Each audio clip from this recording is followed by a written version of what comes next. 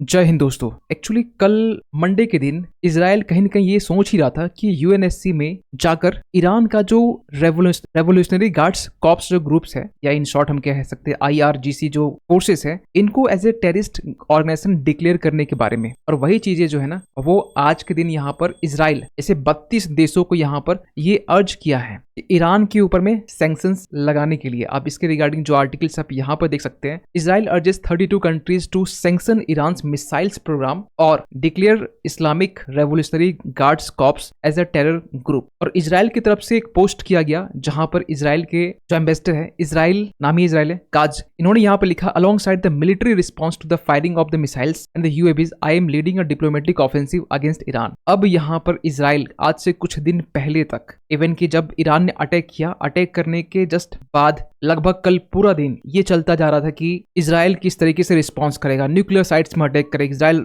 Revenge लेगा, retaliate करेगा। लेकिन अब यहाँ पर कहा जा रहा है डिप्लोमेटिक वे में जाना इजराइल अब पसंद कर रहा है ईरान के खिलाफ में। और इसके लिए यहाँ पर 32 देश को टैग करके ये जो पोस्ट है वो की गई है। हैरानी की बात यह है कि इस 32 देशों में उनमें से एक इंडिया भी है और यहाँ पर देख सकते हैं डॉक्टर एस जयशंकर को भी यहाँ पर टैग किया गया है, क्योंकि इजराइल इसे मानता है कि ये ईरान के खिलाफ में ये एक इनिशियल प्राइस होगा जो ईरान को पे करना होगा, खासकर सैंक्शन लगने के बाद में। अभी हम आगे हम बात करेंगे कि ये सैंक्शन लगने से क्या हो सकता है, सैंक्शन का कुछ इम्पैक्ट ईरान के ऊपर होगा या नहीं होगा। तो एक्चुअली यहाँ पर देख सकते हैं जो आर्टिकल्स है, इजराइल ये कह रहा है declaring IRGC as a terrorist is a initial price Iran must pay. और यही साथ ही साथ यहाँ पे इजराइल ने ये भी कहा है कि आईआरजीसी को टेररिस्ट ग्रुप डिक्लेयर करने के साथ साथ ईरान का जो मिसाइल्स प्रोग्राम है इसके ऊपर भी सैंक्शंस लगने चाहिए। इसके पीछे पता है रीजन क्या है, अभी शॉर्ट में बोल देते हैं। आज मॉर्निंग के टाइम में एक हमने वीडियो बनाया जिसमें हमने इजराइल और ईरान के मिलिट्री पावर को हमने डिटेल से हमने समझाया। लगभग ये 14 मिनट के वीडियोस हैं। उसमें हमने एक बात कही थी कि आप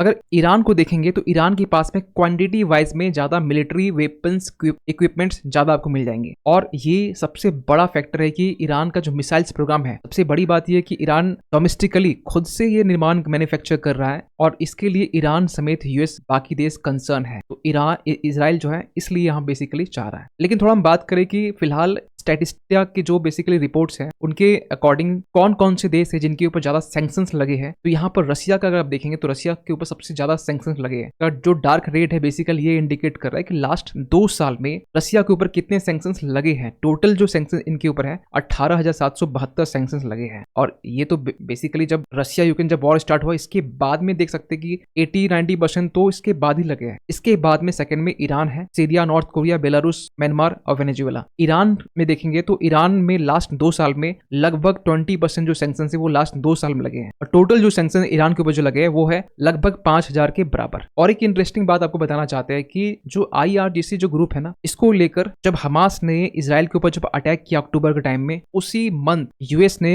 डिक्लेयर कर दिया कि आईआरजीसी जो है एक फॉरेन टेररिस्ट ऑर्गेनाइजेशन है। ये रिपीट किया, लेकिन ये जो चीजें है ना 2019 के टाइम में ही यहाँ पर यूएस ने सबसे पहली बार डिक्लेयर कर रखा था। और इससे अक्टूबर के टाइम में दोबारा ये बात को कहना पड़ा कि जो आईआरजीसी जो है जो बेसिकली ग्रुप है ये एक टेररिस्ट ऑर्गेनाइजेशन है। लेकिन यूएस से कहने से ऐसा कुछ होता नहीं कि टेररिस्ट ऑर्गेनाइजेशन बन गया जब तक यूएनएससी और यूएन न जब तक माने। फॉर एग्जाम्पल कि इसके पहले ही बहुत सारे ऐसे ग्रुप है, अलकायदा ग्रुप जिसको लिखकर यूएन समेत European union, Argentina, Australia, Pakistan भी मिल जाएगा आपको यहाँ पर, इंडिया भी आपको मिल जाएगा यहाँ पर। ये समेत ये जो टेररिस्ट ग्रुप है इसे as a terrorist group declare किया गया था। जैसे मोहम्मद जिसको लेकर इंडिया एक लंबे टाइम से कहीं ना कहीं टेररिस्ट ऑर्गेनाइजेशन डिक्लेयर करने की बात कर रहा था, लेकिन चाइना अड़ंगे अड़ा रहा था। और यहाँ पर नीचे लश्कर तैयबा भी है। इसके अलावा भी टीटीपी जो पाकिस्तान तहरीक-ए-तालिबान पाकिस्तान, ये भी एक टेररिस्ट ऑर्गेनाइजेशन है यूएन के अकॉर्डिंग। आपको एक हैरानी की बात बताते हैं, जैसे मोहम्मद जो है ना इसे टेररिस्ट ऑर्गेनाइजेशन यहाँ पर डिक्लेयर किया गया है। लेकिन अगर आप यहाँ देखेंगे इसमें पाकिस्तान भी जो है ना इसमें सहमति अपनी दिखाई है कि यस ये पाकिस्तान ही मानता है कि जैसे मोहम्मद एक टेररिस्ट ऑर्गेनाइजेशन है और पूरा वर्ल्ड डिक्लेयर कर रहा है। जस्ट लाइक कि जिसे अभी इजराइल ने अभी अर्ज किया है 32 देशों को, 32 देश अगर एक्सेप्ट कर लेते हैं, उसी तरीके से यूएन के अलावा जो है यहाँ पर पाकिस्तान भी देश था, ईरान, इंडिया तो था ही, जो जैसे मोहम्मद को टेररिस्ट ग्रुप मानता है। लश्कर तैयबा भी आप देख सकते हैं, यहाँ पाकिस्तान भी है, इंडिया भी है। लेकिन जब यूएस ने सबसे पहले ये डिक्लेयर किया कि आईआरजीसी जो है एक टेररिस्ट ऑर्गेनाइजेशन है और सितंबर अक्टूबर टाइम में उन्होंने फिर से रिपीट किया, उस वक्त ही पिछले साल का ये बेसिकली अक्टूबर मंथ का आर्टिकल्स है जब यहाँ पर यूएस यूके को कह रहा है कि आप IRGC को ये कह दो ना कि ये एक टेररिस्ट ऑर्गेनाइजेशन है, लेकिन यूएस ने एक साफ साफ यहाँ पर मना कर दिया। यूएस ने कहा फिलहाल अभी IRGC को लेकर जल्दबाजी में कोई डिसीजन नहीं ले सकते, और यहाँ पर साफ साफ देख सकते हैं UK resisting calls to ban Iran IRGC to maintain diplomatic link. Minister यानी कि मींस यूके के मिनिस्टर्स तक की तरफ से ये कहा गया था। लेकिन अगर आप देखें सबसे ज्यादा जो सैंक्शंस है यूएस की तरफ से लगाए गए हैं, और यूएस के कहने पर कह सकते हैं इन शॉर्ट की यूएन की तरफ से ईरान के ऊपर लगाए गए हैं। फॉर एग्जाम्पल की आप देखेंगे सबसे पॉपुलर जो सैंक्शंस है खासकर ईरान के ऑयल को लेकर, ईरान के ऑयल को के एक्सपोर्ट को लेकर, जब ईरान की ऑयल को एक्सपोर्ट को लेकर जब इनके ऊपर सैंक्शंस लगाए गए ट्रंप के कार्यकाल में जब लगाए गए थे, और उस टाइम में ना ट्रंप ने जो सैंक्शंस लगाए गए थे और सैंक्शंस को वायलेट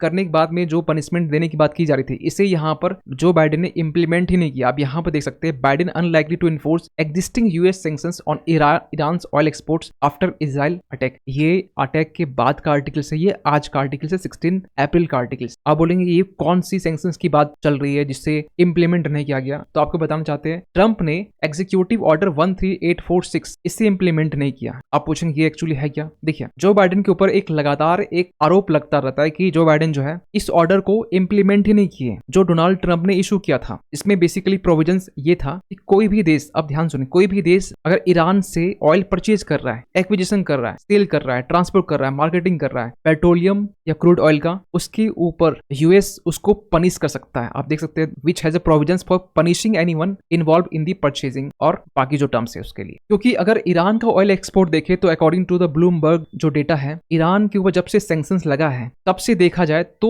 जो ऑयल के प्रोडक्शन है ये 3.4 मिलियन बैरल पर डे देखा गया है, जो कि लास्ट 5 ईयर्स के कंपैरिजन में ये बहुत ज्यादा है। और सबसे अच्छी बात क्या है कि ईरान के लिए कि चाइना जो है सबसे प्राइमरी बायर है, क्योंकि जब ईरान के ऊपर जब सैंक्शन लगाया गया था तो इंडिया भी एक टाइम के लिए तेल खरीदने के लिए मना कर दिया था। आज तो वैसे खरीद रहा है, ठीक है, आज सैंक्शंस ज्यादा इंपैक्ट नहीं पड़ता है, बहुत सारे इसके रीजन है, बहुत सारे फैक्टर भी है, रिलैक्सेशंस भी कुछ एक फैक्टर आता है, उस पर हम कहीं बाद में बात करेंगे। लेकिन besides crude oil, liquefied petroleum gas आप देख सकते हैं, ये सारे जो सोर्सेस हैं ये बेसिकली तेहरान की रेवेन्यू के लिए सबसे बड़ा जरिया माना जाता है। तो ईरान के ऊपर सैंक्शंस का कोई इसमें फायदा नहीं दिखाई दे रहा है, क्योंकि इतने सारे सैंक्शन लगे हुए हैं, ऑयल को लेकर इतने सारे सैंक्शन लगे हुए हैं, कोई भी इसके बेनिफिट नहीं है मिल रहा है, खासकर यूएस की बात करें तो। क्योंकि अगर हम एक चीज देखें, according to National Union for Democracy in Iran data, Tehran का जो ऑयल एक्सपोर्ट्स है या मिलिट्री एक्सपेंडिचर या फिर न्यूक्लियर एडवांसेस की बात करें, जब से इनके ऊपर सैंक्शंस लगा है ना, और जब सबसे ज्यादा जो पीक में सैंक्शन था 2018 से लेकर 2020 के बीच में, और ये ट्रंप का शासन था उस टाइम में, उस वक्त भी ईरान जो था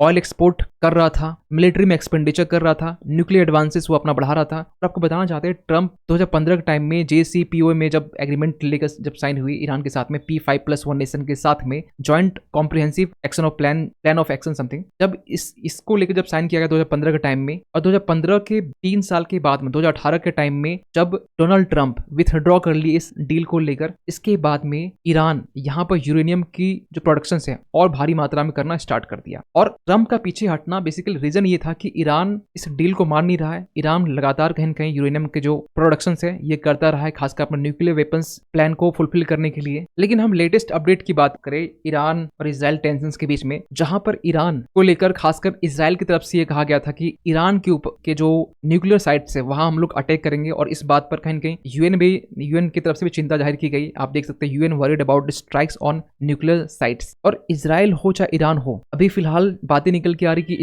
इजराइल को लेकर सभी लोग वेट कर रहे हैं कि इजराइल कब रिवेंज लेगा, कब रिटेलिएट करेगा। लेकिन एक तरफ ना ईरान ने भी ये कह दिया कि Iran threatens to deploy weapons never used before if Israel retaliates. Israel भी अपने साइड से वेपन्स, ऐसे वेपन्स जो आज तक कभी यूज नहीं किया गया है, देखिए ये किसी को नहीं पता, लेकिन इतना कंफर्म है कि ईरान का जो न्यूक्लियर प्रोग्राम है ये लास्ट स्टेज में है। मे बी उनकी बात ये कर रहा है ईरान, और मे नॉट भी इनकी बात नहीं भी कर रहा होगा, क्योंकि कौन सा वेपन्स यूज किया जाएगा ये किसी को नहीं पता। तो ऐसी बातें भी निकल के आ रही है। लेकिन आप सोचते हो कि यहाँ तो जो बाइडेन अकेले ईरान को पनिश कर सकते हैं, लेकिन क्यों नहीं कर रहे हैं? इसके पीछे ना सबसे बड़ा रीजन है इलेक्शंस। 2024 में अमेरिका में इलेक्शंस होने वाले हैं, और जो बाइडेन ने ये भी देखा होगा कि ईरान को लेकर जितने भी सैंक्शंस लगे कोई भी इम्पैक्ट नहीं हो रहा है। ईरान खुद से मिसाइल्स, बैलिस्टिक मिसाइल्स खुद से वो डेवलप कर रहा है, जो भी हेल्प है वो इनके नॉर्थ कोरिया से ले लेता है कुछ हद तक में। और सबसे बड़ा फैक्टर है आज के टाइम में यूएस का इलेक्शंस। और जब से ईरान रिसेंटली इजराइल के ऊपर जब अटैक किया है, इसको लेकर जो बाइडेन थोड़ा कंसर्न है। अगर वो सैंक्शंस लगाता भी है, कुछ एक्शन लेता भी है, या इजराइल को बोलता भी एक्शन लेने के लिए, अगर वो बैकफायर एक्सपायर कर जाता है। तो इस टाइम में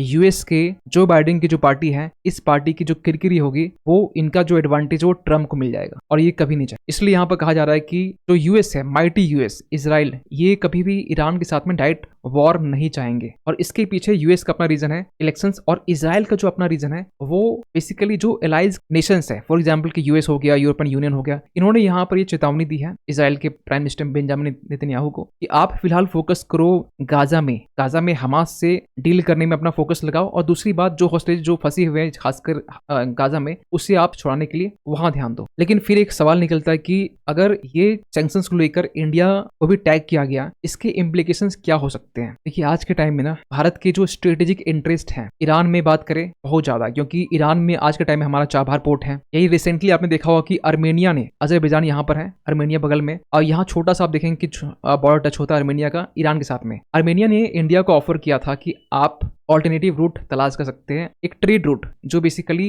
अर्मेनिया होते हुए आप यूरोप को कनेक्ट कर सकते हैं। जो बंदर अब्बास जो ईरान का जो एक पोर्ट है, यहां से होते हुए ये यहां तक कनेक्ट करेगा। ये तो इसकी बात है, लेकिन जो आईमेक को लेकर, इंडिया मिडिल ईस्ट जो इकोनॉमिक कॉरिडोर है, इसको लेकर भी यूएई के जो प्रिंस है वो इंडिया आने वाले थे 15 मई को, खासकर आईमेक प्रोटोकॉल को लेकर डिस्कशन करने के लिए। इसे भी कहा जा रहा है कि ये जो विजिट है उसे कैंसिल कर दिया गया है। ये जो तमाम जो चीजें है ना, ये उस टाइम में हो रही है जब इंडिया में इलेक्शन है, और इलेक्शन के टाइम में अगर वॉर जैसी सिचुएशंस हैं, डेफिनेटली ये इंपैक्ट करेगी इंडिया के एनर्जी सेक्टर को, खासकर क्रूड ऑयल को लेकर। क्योंकि इंडिया की बात करें तो डेली हमारा क्रूड ऑयल का जो कंजम्पशन है वो लगभग 5 मिलियन बैरल है, और मेजोरिटी ऑफ द जो क्रूड ऑयल है ये हमारा वेस्ट एशिया से आता है। तो डेफिनेटली एक एनर्जी सिक्योरिटी के इश्यूज इंडिया में क्रिएट हो सकता है, और इलेक्शंस भी सामने है। लेकिन आप क्या मानते हैं इस पूरे इशू को लेकर, कमेंट कीजिएगा। लेकिन जाते जाते एक क्वेश्चन आप सभी के लिए कि रिसेंटली यहाँ पर 13 अप्रैल, अगर आपको याद हो, जलियांवाला बाग मैसेकर, इस दिन अगर किया गया था, इसी दिन हुआ था। लेकिन आपको बताना ये किस साल हुआ था, क्योंकि रिसेंटली यहाँ पर आज 16 है, कुछ दिन पहले 13 अप्रैल था। 1991, 1919, 1947, 1924, 1930। सही आंसर कीजिए कमेंट सेक्शंस में, और इस पर भी अपनी जो राय है, अपनी जो ओपिनियन है वो जरूर दीजिएगा, क्योंकि ये एक बहुत बड़ा क्वेश्चन रेज होता है कि इंडिया इस मैटर पे क्या